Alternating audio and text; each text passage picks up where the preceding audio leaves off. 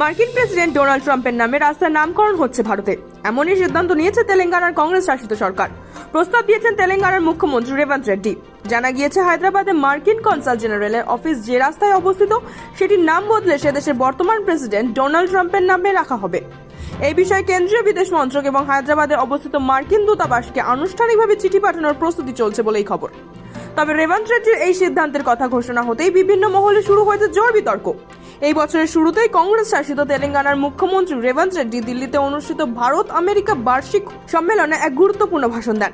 সেই সময় তিনি ঘোষণা করেন যে হায়দ্রাবাদের কয়েকটি প্রধান সড়কের নাম রাখা হবে আন্তর্জাতিক ভ্রাতৃত্ব, পারস্পরিক সম্মান এবং বৈশ্বিক সহযোগিতার প্রতীক হিসাবে। আমেরিকার সঙ্গে তেলেঙ্গানার প্রযুক্তিগত ও অর্থনৈতিক সম্পর্ক আরও মজবুত করতে এই সিদ্ধান্ত বলেই দাবি করা হচ্ছে। যদিও রেবন্ত রেড্ডির দাবি, এটি শুধু সৌজন্যই নয়, বরং দুই দেশের বন্ধুত্ব, বিনিয়োগ এবং ভবিষ্যৎ সহযোগিতার একটি প্রতীকী উদ্যোগ। তেলেঙ্গানার মুখ্যমন্ত্রীর আশা, এই উদ্যোগ শহরের আন্তর্জাতিক খ্যাতি এবং ব্যবসায়িক গুরুত্ব দুটোকেই তুলে ধরবে।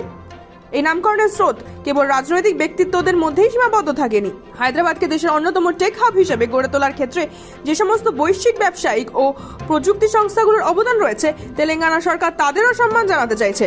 এর মধ্যে এই অঞ্চলে অ্যালফাবেটের প্রযুক্তির সংস্থাটির বিপুল বিনিয়োগ ও উপস্থিতিকে স্বীকৃতি দিতে একটি প্রধান রাস্তার নামকরণ করা হচ্ছে গুগল স্ট্রিট, এমনটাই খবর। তবে তেলেঙ্গানার মুখ্যমন্ত্রী রেবন্ত রেড্ডির এই সিদ্ধান্তের বিরুদ্ধে তীব্র প্রতিক্রিয়া জানিয়েছেন কেন্দ্রীয় মন্ত্রী তথা বিজেপি নেতা বন্ডি সঞ্জয় কুমার।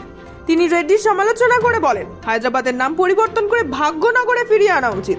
পাশাপাশি এক্স হ্যান্ডেলে তিনি লেখেন, কংগ্রেস সরকার যদি নাম পরিবর্তনে এতই আগ্রহী হয় তবে তাদের এমন কিছু দিয়ে শুরু করা উচিত যার ঐতিহাসিক তাৎপর্য এবং অর্থ রয়েছে। ব্যুরো রিপোর্ট, সময় কলকাতা।